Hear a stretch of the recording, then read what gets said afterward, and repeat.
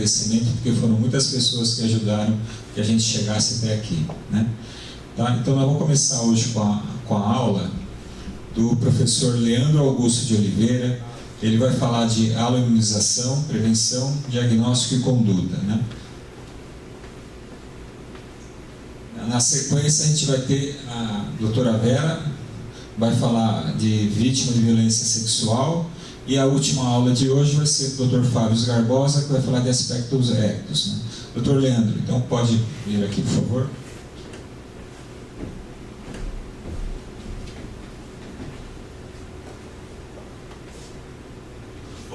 Precisa do microfone, não? Eu preciso da gravação. Ah, tá. Bom dia a todos. Quero agradecer o convite e agradecer até a ideia, né, de ter esse curso não de atualização, mas um curso para fazer uma convivência, né, para discussões desses temas, que acho que foi muito interessante essa ideia da Unimed, na pessoa do Alberto. Acho que foi bastante salutar. Essa é a primeira vez que eu estou ouvindo, mas todo mundo que veio disse que todas as apresentações foram bem proveitosas, houve discussões e tudo, e acho que isso é uma coisa bem interessante para a gente fazer sempre na nossa rotina diária, né? Bom, o tema que me foi solicitado então é com relação à aloimunização. É possível que muitos de vocês, principalmente aqueles que trabalham com medicina fetal, com a ultrassonografia, tenham até mais experiência do que eu mesmo sobre esse assunto. Então, na verdade, eu trouxe essa apresentação, mas para a gente realmente ter uma discussão a respeito. Não sei se eu vou falar muitas novidades para vocês aqui, mas pelo menos para a gente sedimentar uma prática relacionada à aloimunização. Bem, pensando do ponto de vista teórico, né, a aloimunização em si, eu tenho uma carreira acadêmica voltada aos aspectos relacionados à imunologia da gravidez, então eu passei a estudar bastante esses aspectos imunológicos, e às vezes eu sou até um pouco chato com algumas definições que a gente utiliza do ponto de vista imunológico, né, pensando que a gravidez é um grande modelo de adaptação imunológica que a gente tem, talvez um dos principais modelos de adaptação imunológica, né? Lembrando que o feto tem 50% da carga genética paterna, e quem faz toda a adaptação imunológica, a interação entre feto e mãe, é a placenta, na verdade não o feto propriamente dito. Bem, então, estou dizendo isso porque eu sempre sou um pouco chato com o termo aloimunização, e até alguns livros textos trazem o termo isoimunização.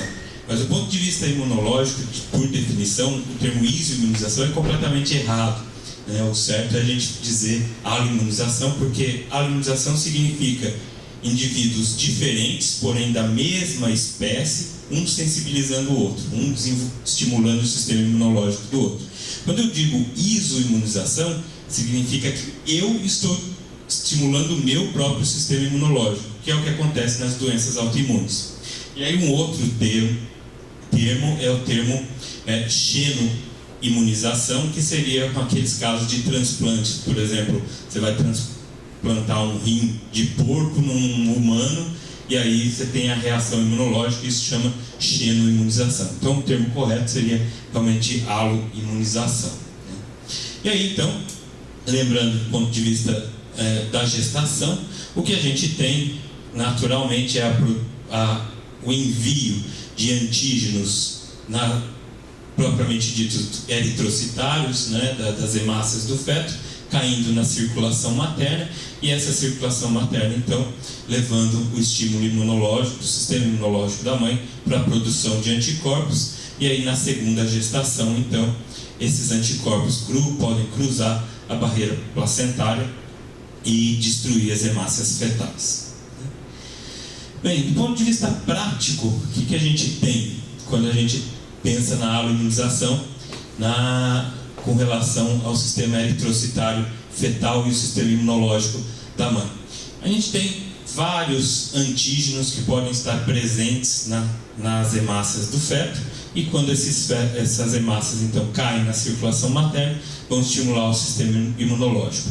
Do ponto de vista de estatística, de frequência, a gente tem o sistema RH, representado aqui pelo anti-D, ESão, Czão, CW, Czim e Ezim, respondendo pela maior frequência de todas as reações imunológicas que a gente tem na gestação, né? Quase 60%. Alguns livros ainda trazem que se a gente colocar o sistema RH mais o sistema ABO, que a gente tem a incompatibilidade ABO também, né? Apesar dela não ser tão grave como nesses casos, mas a gente atingiria aqui uma frequência de 90% sendo responsáveis pelo sistema RH e pelo sistema ABO. Mas a gente tem alguns outros antígenos fetais que podem também estimular o sistema imunológico da mãe. Entre eles, eu quero chamar a atenção esse antígeno KEL, né? Talvez ele seja um dos mais devastadores, né? Porque ele tem uma característica específica, que é de que esses anticorpos desenvolvidos contra o antígeno KEL, eles não atingem, não pegam a hemácia do feto na circulação, eles atingem direto a medula fetal, né? Então eles destroem a medula do feto, e eu vou chamar a atenção disso novamente quando eu lembrar vocês daqueles famosos gráficos da curva de Liley, né? Onde a gente tinha lá, fazia a punção, tirava o líquido amniótico e via a bilirrubina e tal, na destruição das hemácias. Porém, quando eu penso no sistema KEL, ele não servia para acompanhar as imunizações relacionadas ao KEL, porque as hemácias eram destruídas na medula, então não tinha uma grande concentração de bilirrubina no líquido amniótico para ser visto pela espectrofotometria. Então esses aspectos são interessantes do ponto de vista de fisiopatologia. Outros sistemas, como o sistema Duff, esse Diego, né, também podem levar o desenvolvimento de anticorpos, mas vocês veem que a frequência vai caindo cada vez mais, então eu manteria a minha preocupação para o sistema RH e o sistema do antígeno KEL. Bem, uma coisa alguns antígenos que eu quero chamar a atenção de vocês, isso porque eu tenho percebido que esses antígenos estão bastante presentes na população dessa região. Lá na Faculdade de Medicina a gente recebe, não vou falar para vocês que são todos os dias, mas pelo menos umas 3 interconsultas por mês a gente anda recebendo com relação a esses antígenos, principalmente esse antígeno LEA, que é do sistema Lewis. O que acontece? O médico na unidade básica rastreia, né, a presença desses anticorpos, a paciente está positiva para esse anticorpo, então ele manda para o pronto atendimento solicitando uma avaliação ou até pedindo um acompanhamento para essas pacientes. Do ponto de vista de reação imunológica, eles poderiam realmente hemolisar, e eles podem hemolisar a hemácia quando em contato. Entretanto, o antígeno LEA, LEB, I e P, eles não estão presentes na hemácia do feto. Eles só se desenvolvem depois que ele nasce, na infância e a vida adulta. Então, um adulto que recebe uma transfusão de um sangue contendo anticorpos anti-LEA, por exemplo, ele vai hemolisar aquelas hemácias com esse antígeno, mas no feto ele não hemoliza. Tá? Então, eu não sei se vocês já tiveram a oportunidade de pegar, que eu acredito que sim, porque a população deve ser ter a mesma característica na região. Então, sempre lembrando, eu brinco até com os residentes, memoriza IP, LEA, LEB, IP, LEA, LEB. Eu faço eles repetirem para eles memorizarem isso, porque tem que memorizar, mas senão a gente esquece, né? Então, sempre que aparecerem esses anticorpos, podem ficar tranquilos, porque esses fetos não vão ser sensibilizados, não vão ter a hemólise, porque eles não têm o antígeno na hemácia deles, certo? Bom, então a nossa grande preocupação com relação à imunização, sem dúvida alguma, é a doença hemolítica perinatal. Como eu disse, principalmente a incompatibilidade RH e ABO são as mais frequentes.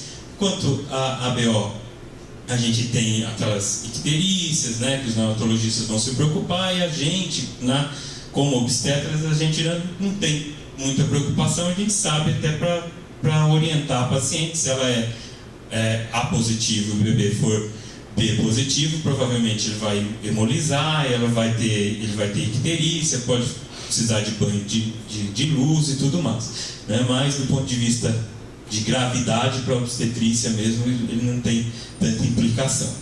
Ele continua, mas se a gente pensar nos outros sistemas e principalmente o RH, ele é considerado um problema de saúde pública. Mas por quê? Porque teoricamente ele deveria ser um problema, a doença hemolítica perinatal deveria ser um problema solucionado, que a gente tem como prevenir. Se a gente perguntar até para as pessoas que trabalham com aloimunização, que antigamente faziam muitas transfusões intrauterinas, isso teve um declínio extremamente importante ao longo das últimas décadas, né? Se a gente pensar na frequência dessas pacientes. Mas eles ainda, esses problemas ainda continuam, principalmente nos países subdesenvolvidos. Nos países desenvolvidos, esse é um problema praticamente solucionado. Tem muito pouca doença hemolítica perinatal nos países desenvolvidos. E ele depende, então, de uma adequada prevenção e por isso é chamado de problema de saúde pública. Quanto à prevenção, né, quanto à incompatibilidade RH, a gente só tem prevenção para a incompatibilidade RH, não tem para os outros sistemas. Né? Não tem para o Kel, para o Duff, para o Diego, para qualquer outro sistema a gente não tem prevenção, mas para o RH a gente tem, e a profilaxia é com imunoglobulina, né? A gente tem a opção de fazer imunoglobulina tanto na gestação quanto no parto. Você quer? Pode perguntar.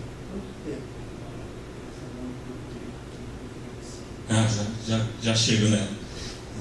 Bom, eu vou falar daqui a pouco sobre a profilaxia com a imunoglobulina propriamente dita, mas eu queria só ressaltar algumas coisas com relação à profilaxia em alguns outros momentos. Por exemplo, durante a assistência ao parto.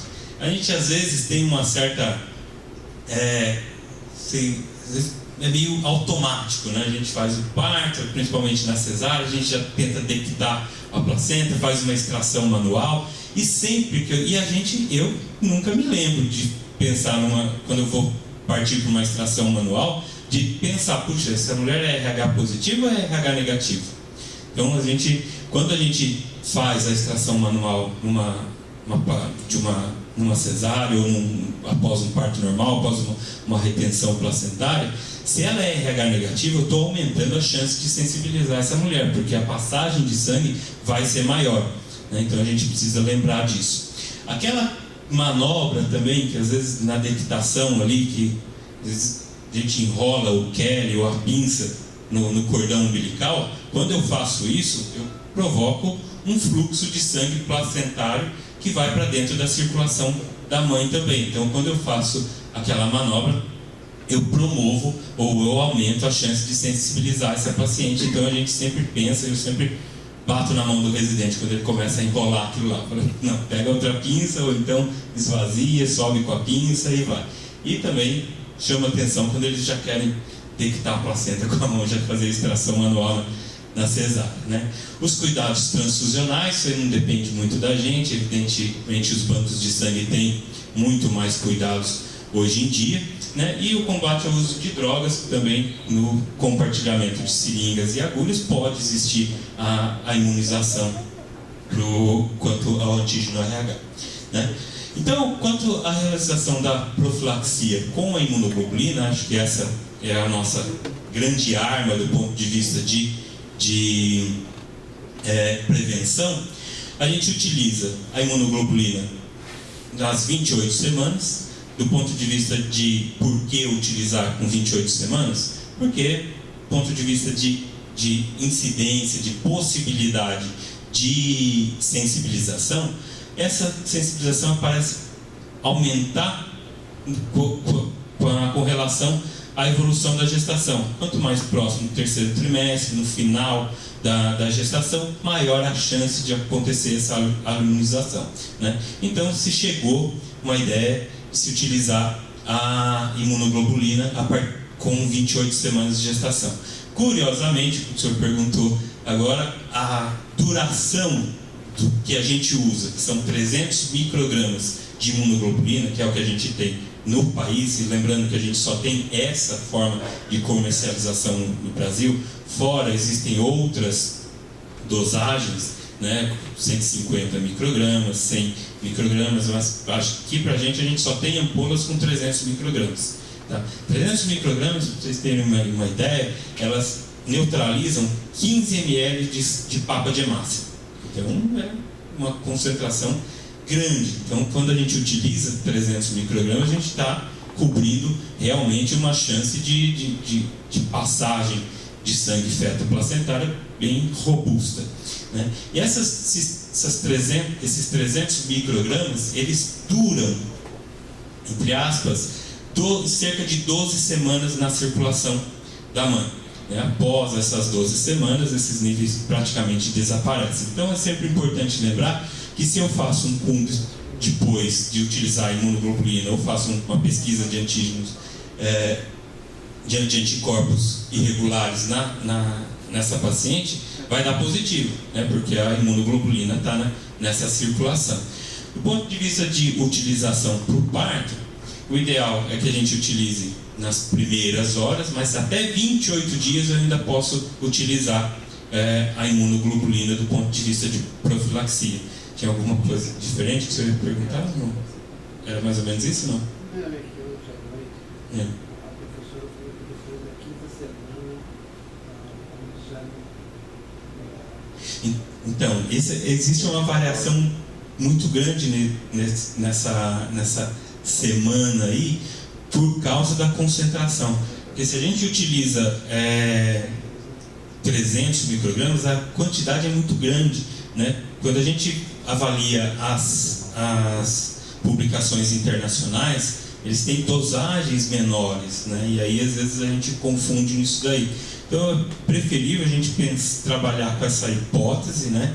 Agora, do ponto de vista de atuação, pensando quando esse CUNG vai ficar positivo ou quando eu tenho imunoglobulina circulando para minha paciente, por exemplo, eu vou lá e faço a imunoglobulina com 28 semanas.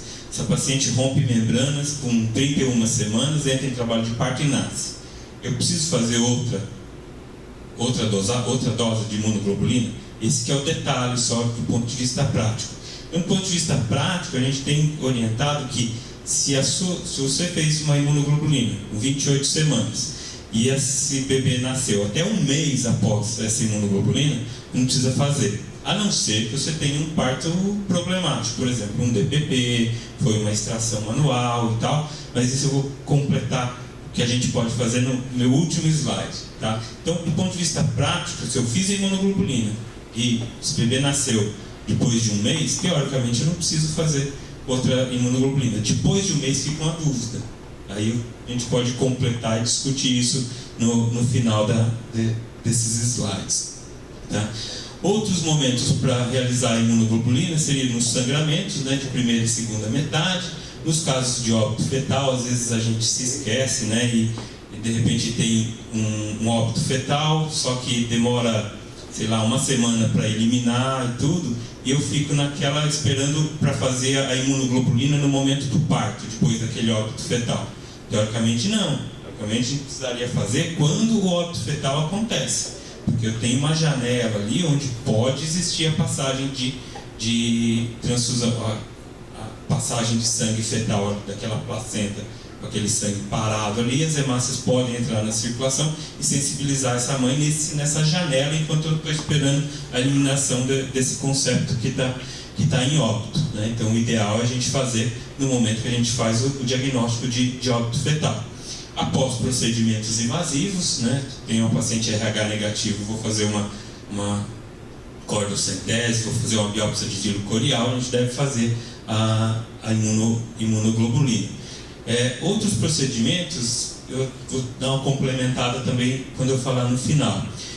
Nos traumas, né? Às vezes eu tenho um trauma e a paciente tem algum grau de sangramento, né? Teoricamente a gente deve fazer. E uma coisa que a gente faz pouco na nossa prática clínica, mas Na Inglaterra isso é uma prática bastante realizada, principalmente lá eles até têm um treinamento para as obstetrizes fazerem a versão cefálica externa. Então eles também preconizam a realização da imunoglobulina nas versões externas. Tá? Bom, então lembrando aqui a profilaxia, principalmente 28 semanas e após o parto. Coloquei essa imagem aqui só para a gente lembrar também então de não enovelar o cordão no momento da dectação placentária. De novo, lembrando esses dois momentos, né, de dectação manual e o enovelamento do cordão. Quero lembrar então vocês, como eu disse, isso é um trabalho do pessoal do banco de sangue, né, dos hematologistas, mas a gente sempre lembra que 300 microgramas de imunoglobulina eles neutralizam 15 ml de hemácias, de papa de hemácias, tá? Ou 30 ml de sangue total. Mas sangue total a gente não utiliza muito na nossa prática, só os 15 ml de papa de hemácias para a gente pensar se a gente tem, por exemplo, uma transfusão inadvertida. Já vai fazer, ou até naqueles casos, né, que você precisa salvar a vida da paciente, você só tem aquele sangue positivo, não tem o sangue RH negativo naquele momento, né, você até transfunde o gram positivo, o RH positivo, e aí depois que você conseguiu o novo sangue, você neutraliza aquilo lá com a imunoglobulina, ela vai destruir aquelas hemácias e você faz a transfusão correta. Mas essas são, graças a Deus, situações extremamente incomuns, né? Bastante difícil da gente ter isso. Bom, do ponto de vista prático de como acompanhar uma paciente já aloimunizada, tá? A gente precisa ter alguns parâmetros que a gente utiliza para decidir como que a gente vai trilhar aquela condução, né? Classicamente a gente precisa da história dessa paciente. Eu acho que sem dúvida alguma é o que vai começar a clarear como você vai fazer aquele acompanhamento dessa paciente. Isso pensando em quê? Como foi a gestação anterior dela. Se ela é uma secundigesta, a sensibilização foi na primeira gestação, provavelmente ela não vai ter tanta história para te contar. Mas se ela, a partir de uma tercigesta, onde já teve uma exposição maior a esses anticorpos, aí ela vai ter uma história melhor, mais rica para te contar. Mas de qualquer forma, a gente pensa, se essa paciente teve um bebê que precisou ficar vários dias em fototerapia, isso nos chama a atenção para a repercussão naquela gestação. Então, mais a gente chama de casos onde a paciente tem história de bebês com fototerapia, de uma história com repercussão leve com relação à imunização. Se esse bebê já precisou de ex-sanguíneo transfusão, mas foi um parto de termo, a gente considera isso como uma história de gravidade moderada, né? E se ele teve, então, transfusões intrauterinas prévias, ou foi a óbito por conta de aluminização, ou teve ex-sanguíneo transfusão e nasceu prematuro, ou precisou nascer prematuro por conta de repercussão, essa então teve uma história extremamente grave, e é essa paciente que vai precisar de grande acompanhamento durante essa gestação. Do ponto de vista de titulação de anti-D, né, de anticorpos anti-RH, existe uma certa controvérsia. Alguns dão importância real para a história clínica, tá? Mas outros dão importância também para a titulação de anticorpos.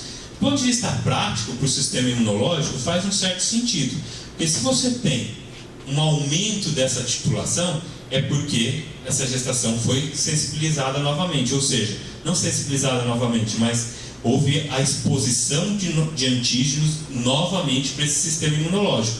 Então esse sistema imunológico foi acordado nessa gestação, né? Então quando eu tenho titulações 1 para 256, 1 para 512 e assim por diante, a gente tem que ficar mais esperto, porque provavelmente esse feto realmente é RH positivo e houve algum grau de passagem de sangue feto-materno, né? Se as titulações continuam sempre baixas, é sinal de que pelo menos não houve um novo estímulo para o sistema imunológico. Então pode ser que a gravidade seja menor, tá? Mas eu sempre tenho que lembrar que alguns anticorpos estão presentes na circulação materna e eles vão passar para esse feto porque eles são do tipo IgG, né? E aí só lembrando que a primeira gestação normalmente não é acometida pelos casos de alunização, porque as primeiras moléculas de anticorpos produzidas são da classe IgM,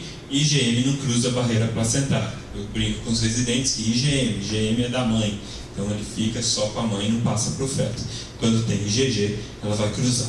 E uma outra coisa que a gente tem que prestar bastante atenção são os parâmetros ultrassonográficos de anemia, que são quais? Aqueles relacionados ao estado hiperdinâmico do feto, né, onde ele apresenta até um certo grau de cardiopatia, de insuficiência cardíaca, melhor dizendo, e começa a ter parâmetros que são facilmente vistos na ultrassonografia, como a ascite, o derrame pericárdico, o edema de pele, placentiomegalia e o polidrama. Lembrando da placentiomegalia, esse é um sinal extremamente importante de anemia fetal. Por quê? Porque a placenta é um órgão hematopoético para o feto. Então, se esse feto começa a ficar anemiado, a placenta começa a reagir com relação a isso, a produzir células tronco, e então ela começa a ficar bastante espessada. Não é só pelo edema, pela quantidade de líquido, é porque o tecido placentário está trabalhando demais. Lembrando que quando a gente chama de fetos hidrópicos, a gente quer, teoricamente, por definição, eu digo que um feto é hidrópico quando eu tenho líquido em pelo menos 2 cavidades, né, onde eu posso considerar também a pele e a placenta. Mas se eu tenho um laudo lá, feto hidrópico, automaticamente eu penso, opa, tem 2 compartimentos pelo menos que estão comprometidos. Isso é um detalhe extremamente importante que a gente precisa ter cuidado quando a gente até descreve na ultrassonografia, porque até do ponto de vista de procedimento, de conduta, isso tem uma implicação. Porque quando eu pego um laudo e falo assim, tem um feto hidrópico, poxa, sinal que a complicação é um pouco maior, né, do que se ele tiver, por exemplo, só uma ascite pequena. Então, a gente tem que ter, às vezes, até dar uma ligada para o ultrassonografista, mas espera aí, você quer dizer que é hidrópico mesmo, ele está bem comprometido, ou tem uma ascite aí e tal, né, ou tem um edema de pele, né? Então a gente às vezes tem que elucidar isso do ponto de vista para tomar conduta, tá? Então, pensando nessa história clínica, nessas avaliações, pode falar. Em relação à placentiomegalia, vocês têm parâmetro, porque a placenta é muito difícil de você determinar a espessura dela, porque ela é muito irregular, né, a espessura dela, durante toda a sua medida, né? E muitas vezes ela é espessa, mas com uma amplitude baixa, não considera a normalidade.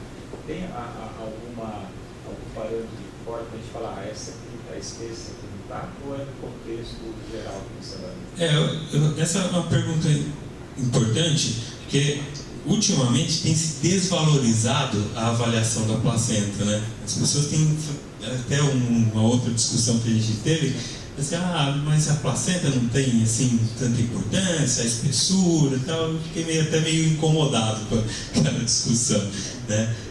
Uma coisa é a gente desvalorizar a placenta ou não dar tanta importância para as classificações de calcificação da placenta, que são as classificações de grânulo. Essas realmente caíram em desuso, né? A gente não deve dar muito valor para essa classificação mais.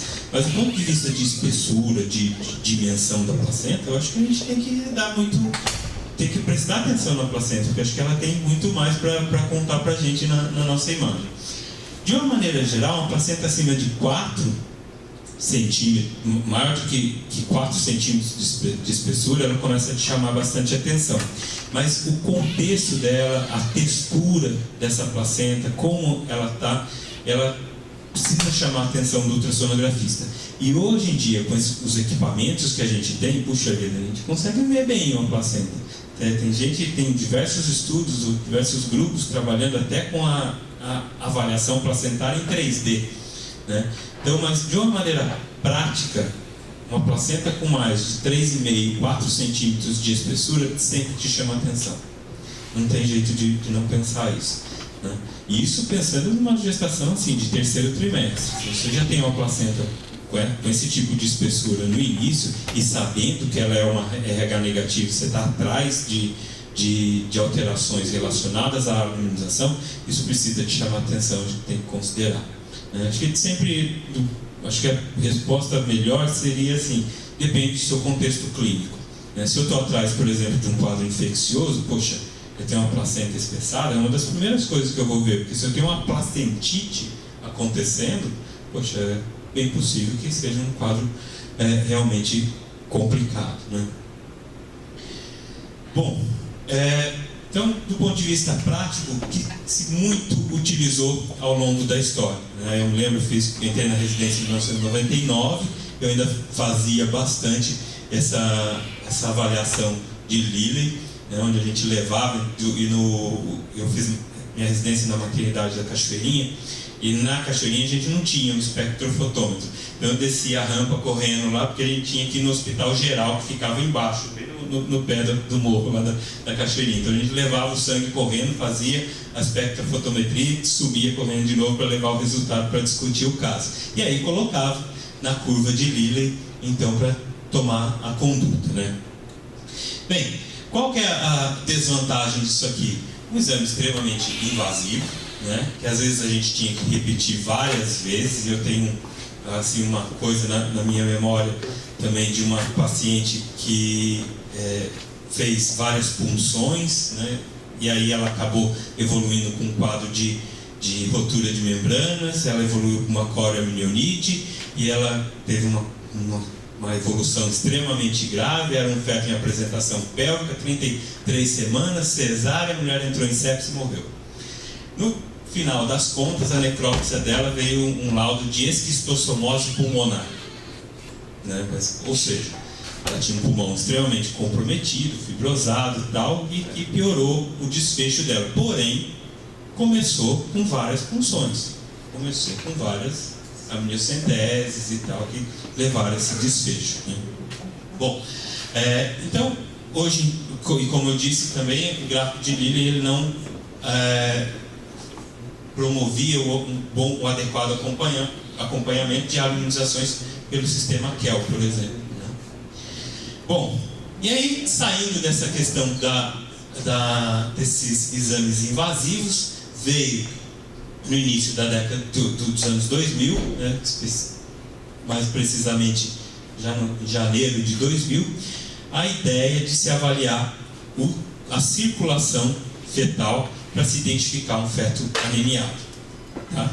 Então, essa é a primeira publicação do grupo do Mari, né, Giancarlo Mari, e que começou a identificar então o fluxo sanguíneo desses fetos que poderiam estar anemiados decorrentes de aluminização, pensando na hiperdinâmica de um sangue anemiado, onde ele tem um fluxo mais rápido, tem menos turbilhonamento provocado pelas células, e aí então ele identifica.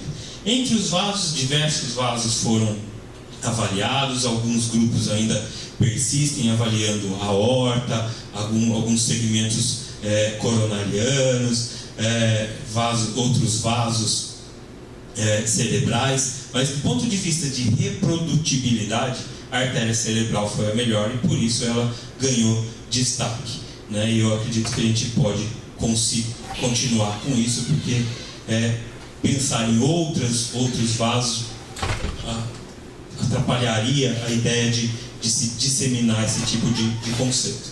E aí então o Mari demonstrou numa série de casos, precisamente 110 pacientes com diversos anticorpos, né, desde o antígeno D aqui até o KEL, né, algumas pacientes do sistema KEL, e ele demonstrou que esse tipo de avaliação, ver a velocidade do fluxo na artéria cerebral, identificava pacientes com fetos com anemia na grande maioria dos seus casos, né?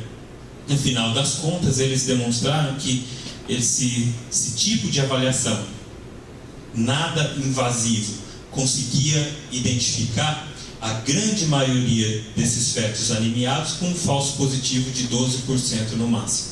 Ou seja, eu erro em 12% daqueles que eu estou dizendo que eles estão anemiados.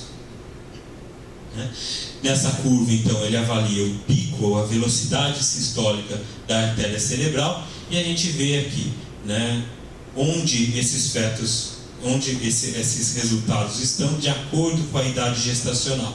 E aí ele desenvolveu um sistema que, do ponto de vista matemático, que avalia esses valores do ponto de vista de múltiplos de uma mediana, né? Aqui a mediana, e o que está para cima está anemiado, o que está para baixo não estaria então anemiado, que corresponderia então a 12% apenas da casuística dele.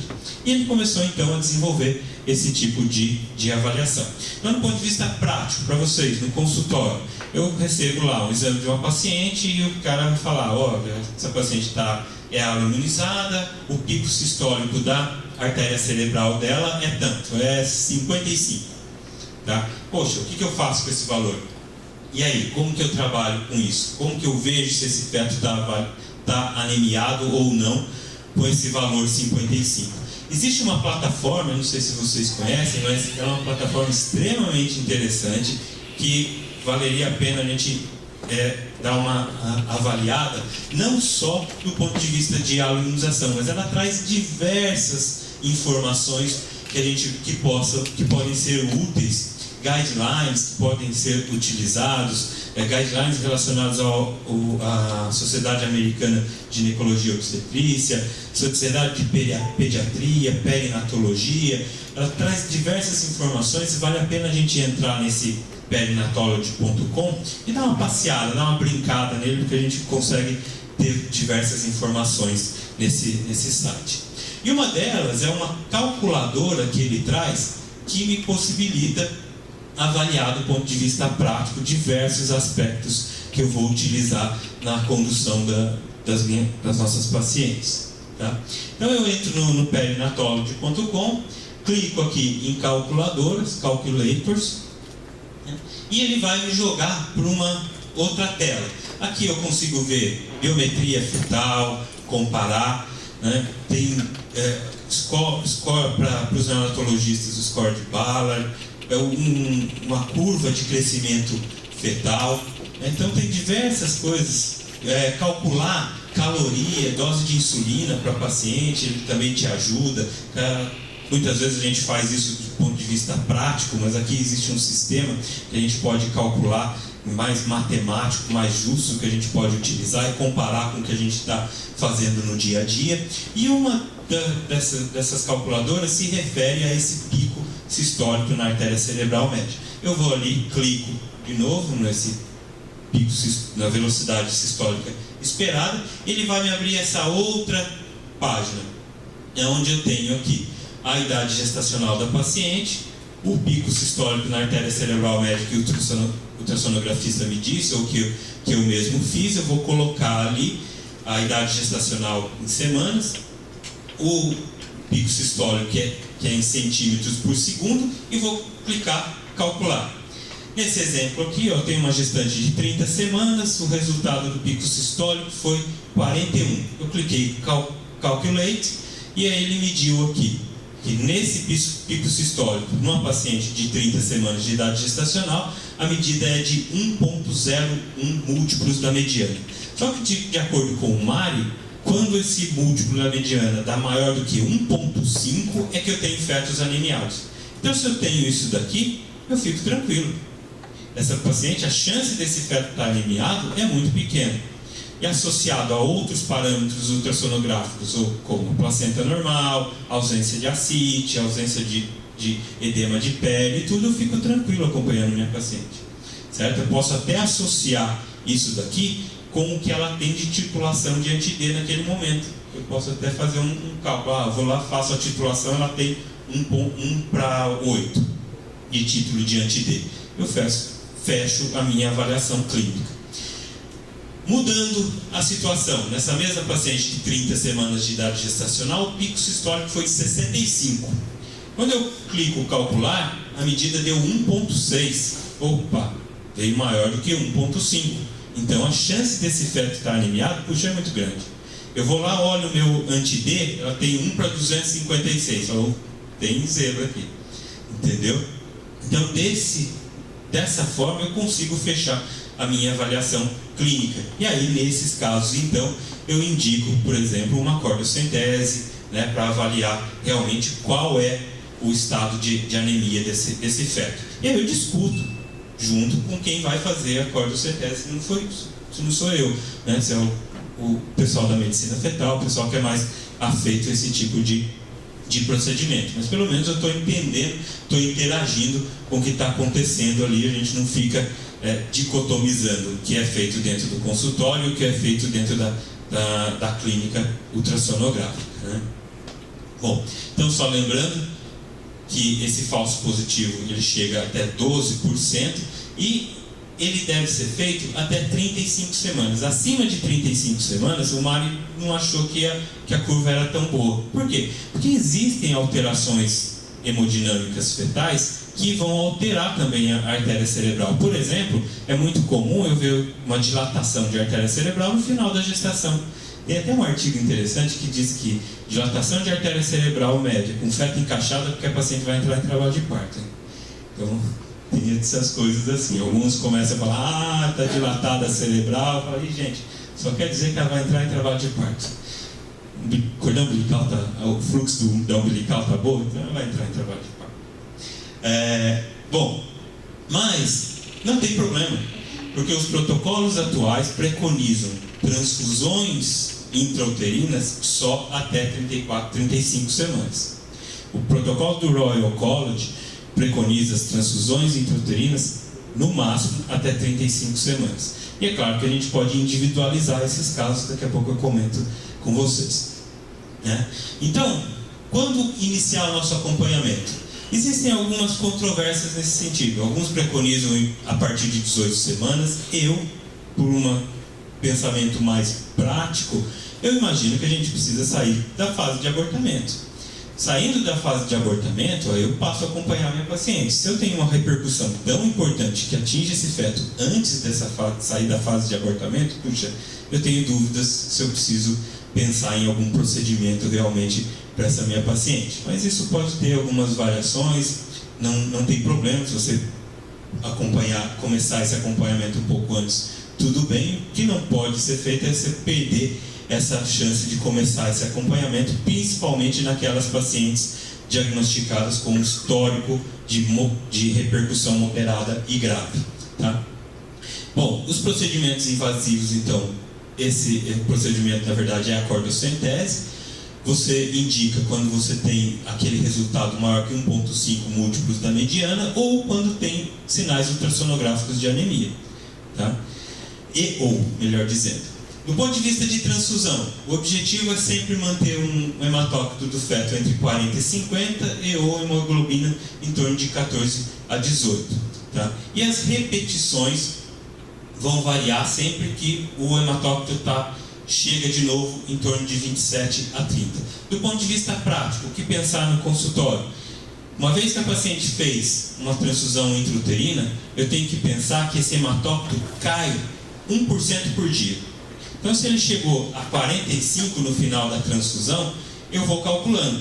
Depois de 15 dias, ele vai estar em torno de 30% de novo. Então, a chance de ela precisar de outra transfusão é real, né? Então, a gente considera isso com o pessoal também que fez a cordocentese. Da mesma forma, eu penso que, se eu tenho uma paciente que fez uma transfusão intrauterina com 32 semanas de idade gestacional, eu vou saber que ali ela vai estar no limite para precisar de uma próxima transfusão, em torno de 34, 35 semanas, certo? Aí eu já converso com o meu neonatologista, falo, o que você acha? O bebê está assim, assim, assado, eu vou partir para outra transfusão, vamos fazer o parto, vamos dialogar e vamos considerar isso daí. Então é importante a gente ter isso aqui em mente, certo? Bom, um caso prático, por exemplo, na minha opinião, que a gente teve outro dia um caso que era uma paciente que estava em torno de 34 semanas, a paciente tinha 130 quilos, né, uma punção extremamente difícil. Falei, puxa vida, será que a gente vai arriscar uma punção? ou vai fazer o parto. Na minha opinião, acho que eu teria feito o parto. As meninas decidiram puncionar e a punção transfundiram e foi uma transfusão de sucesso no final das contas. Mas por mim, eu acho que está numa tendência muito grande de fazer esse parto. Porque se você tem um acidente de punção nessa paciente, puxa vida, você sair com uma correria para fazer esse parto, é complicado, tem que ser ponderado isso, tá?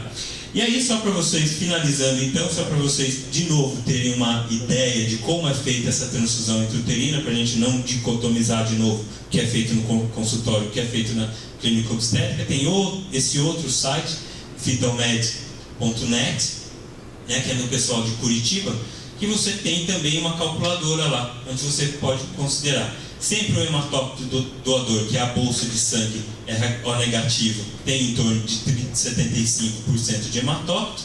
Você tem aqui o hematócrito fetal inicial, que é aquele de 27%. O hematócrito final, então, que a gente queria, é de 45% no final da transfusão. O peso do feto estava em torno de 1.100 gramas. Você vai lá, clica em calcular. Ele está aqui. Ele te dá aqui o volume a ser transfundido, que vai ser de 29 ml, né? E a dosagem de pancurônico que você precisa fazer ali na hora para dar uma sedada no feto. Então é extremamente prático esse tipo de procedimento hoje em dia, né? Então, até quando transfundir, o ARCOG preconiza só até 35 semanas, né? Na minha opinião, a gente deve individualizar os casos e sempre lembrar da necessidade de corticoterapia antinatal, porque sempre que eu vou para um procedimento desse, existem os riscos da punção e às vezes eu preciso fazer esse parto. Então a gente precisa considerar a necessidade da corticoterapia em alguns casos, tá? Finalizando então, essa é uma coisa mais recente, uma tese de mestrado que eu orientei ainda quando eu estava na Escola Paulista de Medicina, né, onde a gente avalia a passagem fetal, a passagem de eritrócitos fetais para a circulação materna. Eu sempre trabalhei como disse, com imunologia, e na imunologia a gente trabalha bastante com citometria de fluxo, né? Então a gente tem isso como exame laboratorial para nos auxiliar. Olha que interessante. Não sei se vocês têm aqui, em São Paulo o Fleury tem, o Delboni tem essa metodologia, onde a gente pode dosar, não utilizando aquele sistema antigo do Clay-Hauer que a gente utilizava, a quantidade de passagem de sangue feto-materno, tá? Como que isso é feito? A gente sabe que a hemoglobina fetal ela pode ser marcada e tem uma enzima que é a anidrase carbônica que é presente só na hemácia do adulto, não tem na hemácia do feto, né? Então quando eu jogo na citometria de fluxo, aqui eu marco com um anticorpo e aqui eu marco com outro. Tudo que cruzar aqui é porque tem os dois marcadores, certo? Então essa paciente aqui, a hemoglobina dela é extremamente rica em anidrase carbônica, quase 95% da hemoglobina dela é uma hemoglobina de adulto. Aqui 0,4% das hemoglobinas dessa mãe são relacionadas a hemoglobinas fetais, mas que a gente tem mesmo na nossa circulação. E vejam aqui, ó, hemoglobina fetal na circulação materna, 2,6%. Ou seja, é praticamente 3 vezes, ou mais, 10 vezes, 6, 7 vezes mais do que a hemoglobina fetal normal de uma paciente. Ou seja, eu consigo dizer que aqui teve uma grande passagem de hemácias fetais, tá? Então, naquele caso de DPP, naquela dúvida que eu tenho se eu vou repetir a minha imunoglobulina ou não, se aquela imunoglobulina vai ser suficiente para essa passagem feto-materna de sangue, então eu posso fazer esse exame aqui, tá?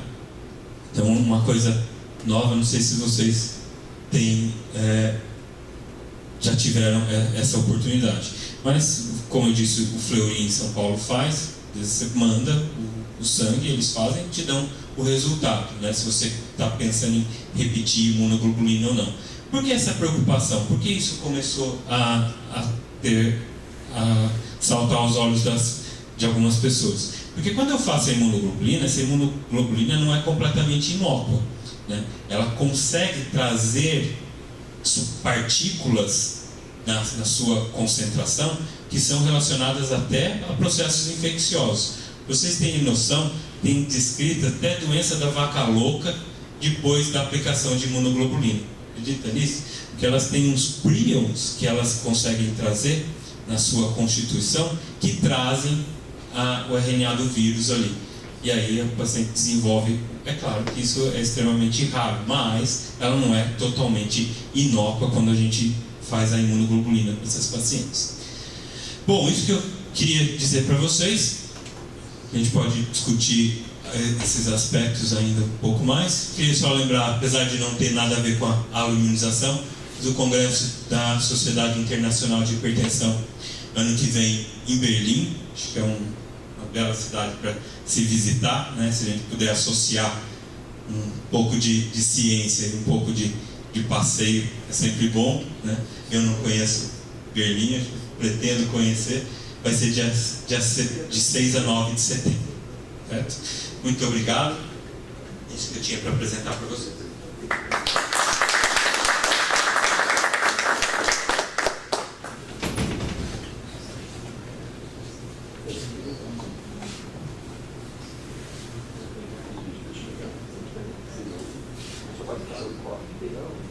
Eu fui até mais devagar, assim, porque eu ficava olhando se a Vera ia chegar ou não. Deixa eu perguntar se o coffee sair, a gente faz o coffee e depois ele aguarda a Vera chegar. Teoricamente não. Apesar de você ter um estremecimento ali, né, que pode ter até um pouco de sangramento da interface materno-fetal, mas teoricamente não. Sangramento no primeiro trimestre, você mostrou na aula aí. A gente vai ter uma ameaça de abortamento. Vai de imunoglobulina? Teoricamente sim, porque o trofoblasto tem o antígeno D, né? Então ele pode ter a passagem, apesar de você não ter um volume robusto de sangue embrionário, fetal, digamos assim, mas o trofoblasto tem o antígeno nele, você consegue marcar. Então, você vai fazer. No segundo trimestre. É por isso que eu coloquei primeira metade e segunda metade, né? Então precisa fazer, não tem jeito. Eu assim. Não tem jeito. Então, o que você pode fazer é fazer meia polo. Mas do ponto de vista de custo, não tem outra dosagem. No Brasil só tem. É igual o problema do ácido fólico com a gente, sabe? Que você só tem comprimidos de 5 miligramas, quando você deveria usar no máximo 0,8. Né? Então, mas tem o de 400, mas que é associado à vitamina E.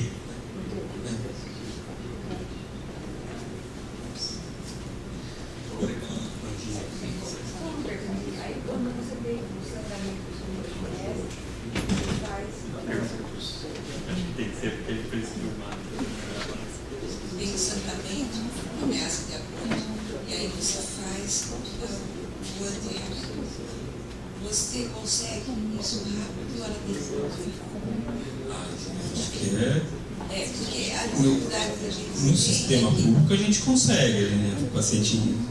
A gente faz na nossa rotina, como que a gente faz lá? A gente indica a imunoglobulina. O paciente vai para o pronto atendimento, colhe sangue, vê a presença de antígenos irregulares, de anticorpos irregulares naquele momento, qual é a situação dela, se ela já está sensibilizada ou não. E aí, se ela não é sensibilizada, você faz a imunoglobulina, isso em 6 horas. Né? Mas para a gente, eu acho que é muito mais difícil. Quando você indica a ingesta de semana, para ela conseguir a imunoglobulina, demora. Por isso eu diria algum prazo, pode ser 48 horas, quanto tempo. Isso é interessante, esse prazo eu acabei não cobrindo isso daí. Teoricamente, você tem. O ideal é fazer até 72 horas, as primeiras 72 horas. Porém, até 28 dias depois você ainda tem uma certa cobertura, acho que vale a pena fazer. Do ponto de vista de semanas lá, quando você vai fazer pensando em 28 semanas, o ideal é que você faça no máximo até 32, 34 semanas. Depois disso não faz mais. Depois disso deixa nascer e vai fazer só no parto. Por quê? Porque quando você faz a imunoglobulina é o quê? IgG. IgG vai cruzar a barreira placentária. Quando ela cruza a barreira placentária, ela destrói um pouco das hemácias do feto, quando você está fazendo a imunoglobulina. Então, se você faz depois de 34 semanas, pode ser que a sua imunoglobulina também levou ao comprometimento dessa circulação dessas hemácias do feto, entendeu? Não deu tempo da medula dele compensar aquela destruição provocada pela imunoglobulina. Então, no máximo, em torno de 28 semanas, mas não fazendo mais depois de 32, 34 semanas. Entre 32 e 34 fica aquela coisa. Na obstetrícia é sempre assim, né? Você nunca tem uma coisa... sempre 30, 32 e assim por diante. Mas em torno de 32. A gestação normal, que antes a gente não usava com 28 semanas. Qual que é a porcentagem de 1%? Dela, a partir de 28 semanas até o parto, dela imunizar, que deu uma hemorragia feto-materna robusta para sensibilizar, 1%. Aqui fora a gente se depara com uma paciente que não tem condições de pagar R$250 pela imunoglobulina, e aí a gente tem uma situação assim, vou arriscar. Então eu arrisco 1%. Você arrisca 1%. Não é muito, né? Não, na nossa lei Tem. a nossa lei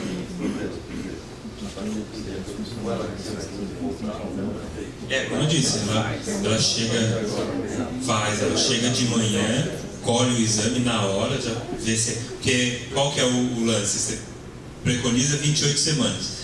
Mas vai que ela sensibilizou com 24. Aí. Exatamente. Né?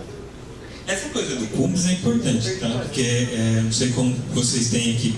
O que vocês têm na rotina de vocês? Vocês fazem o CUMBS indireto ou fazem direto a pesquisa de anticorpos? CUMBS indireto. Eu também acho muito mais, assim, na minha opinião, é mais sensato, né? Você faz um teste mais barato, né? Faz o CUMBS indireto. Se o CUMBS dá positivo, aí você pede a pesquisa de anticorpos irregulares, certo? Lá pra gente tá fazendo direto. Eles pulam o CUMBS. Eu lembro, quando a gente tem assim, no início da gravidez sangramento, existe um prazo mínimo para você fazer imunoglobulina, porque às vezes o paciente acaba de engravidar e fala que teve um sangramento que aí não fica bem definido, a gente não sabe se é colo do útero, pode ser até da nidação, né? E fica aquela dúvida, né? Nem ficou bem pronto o teste do beta-HCG, ela é RH negativo e fala, será se esse início de gravidez já é capaz de sensibilizar? Ou eu tenho um prazo até não sei quantas semanas que eu falo, não, agora existe a chance e agora eu vou fazer imunoglobulina. Então, essa é uma pergunta extremamente importante. Uma vez eu tinha uma paciente, tinha consultório em São Paulo, a paciente foi para um quadro de sangramento, ela foi atendida lá e a médica plantonista me ligou e falou, Leandro, é o seguinte, a paciente está aqui, está sangrando, está tudo bem, a gente fez ultrassom, beleza, mas a gente vai fazer imunoglobulina, tá? Eu falei assim, mas espera aí, ela está abortando? Você falou, está tudo bem. Eu, não, mas ela teve um sangramento. Né? Eu falei assim, então eu não quero que você faça imunoglobulina. Porque, teoricamente, essa é uma dúvida, né, que existe. Porém, do ponto de vista clínico e de diagnóstico, as recomendações são para abortamento. Não são para sangramentos ou ameaças de aborto. Entendeu? Então, eu pensei comigo, bom, posso até estar errando, vai que essa mulher acaba sensibilizando, mas do meu lado eu tenho o quê? Toda a ideia de orientações de livros textos, de pesquisa. Então, teoricamente, a orientação é para abortamento. Não se fala com relação à ameaça de aborto, entendeu? A esse sangramento. E aí, até do ponto de vista, como perguntou se eu tenho um sangramento ali, né? Aquele estremecimento que acontece no momento da cerclagem, que pode ter um sangramento naquela região. Quando a gente fez essa avaliação aqui com a citometria de fluxo, essas pacientes eram submetidas à biópsia de vilo cordial e a amniocentese. Nas amniocenteses a gente não viu passagem de sangue fetal de jeito nenhum, né? Então, teoricamente, não é toda invasão de cavidade âmnica que vai provocar esse tipo de passagem fetoplacentária. Então, na minha orientação, o que eu tenho feito é pensar dessa maneira, né? O quadro clínico que é relacionado à necessidade de profilaxia é abortamento, não é o aborto. Não ameaça. Não há ameaça. Então, ameaça não. Ameaça não. Eu tinha perguntado pela ameaça. Não, desculpa. Não, eu pensei no abortamento. Se ela sangra é uma coisa. Não, sangramentozinho que você acha que pode ser nidação, coisas assim. Então, teoricamente, você não tem essa definição, você não está amparado nem para um nem para outro.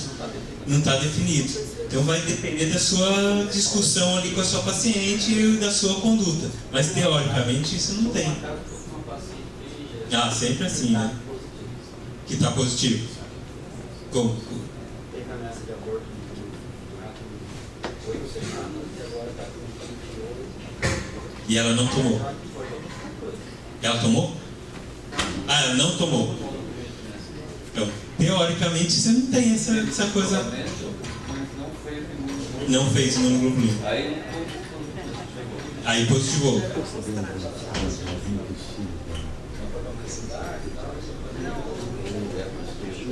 Então, teoricamente você não está assim. Foi agora. Entendi.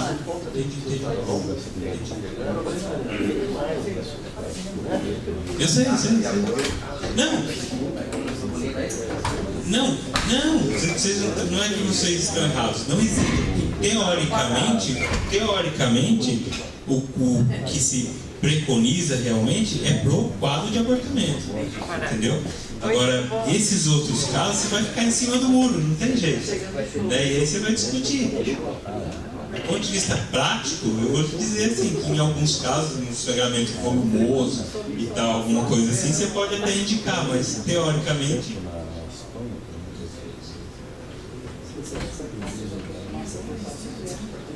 Não, você pode pensar só na questão do trofoblasto. O trofoblasto tem o antígeno dele, né? É complicado.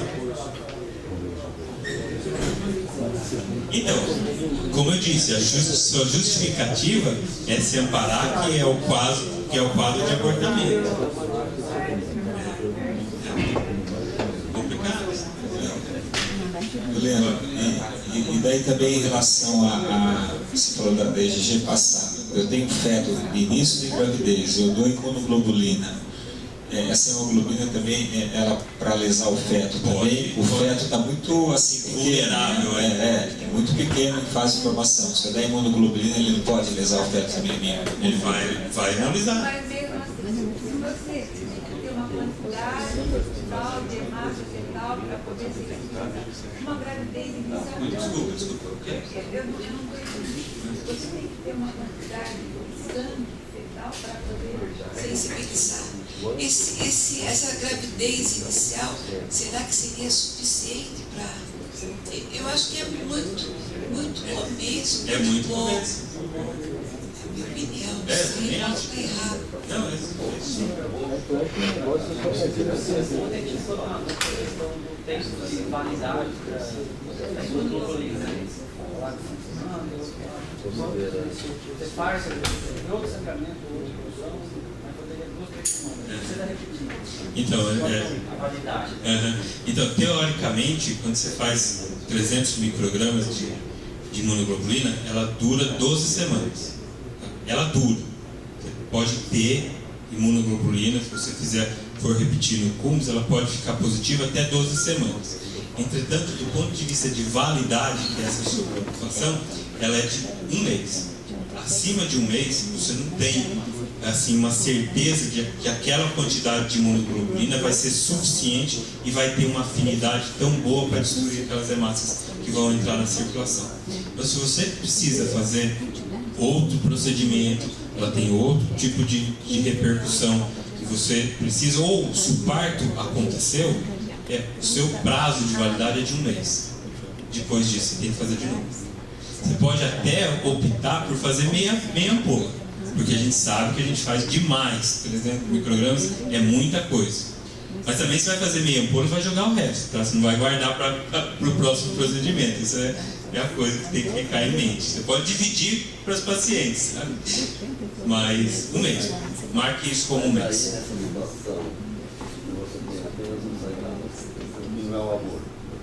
Que nem é o quadro clínico de aborto. Pode ser. Pode ser.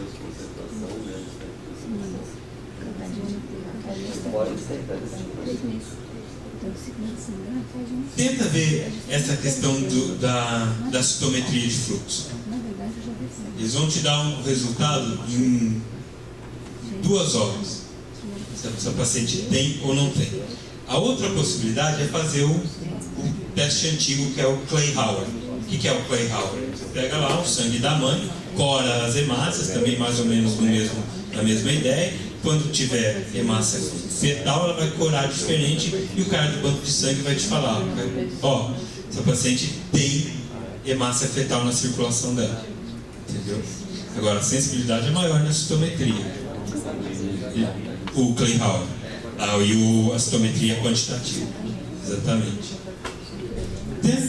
Eu acho que seria uma coisa para a gente fazer assim, que os países fazem isso. Mas não, essa metodologia já é bem desenvolvida.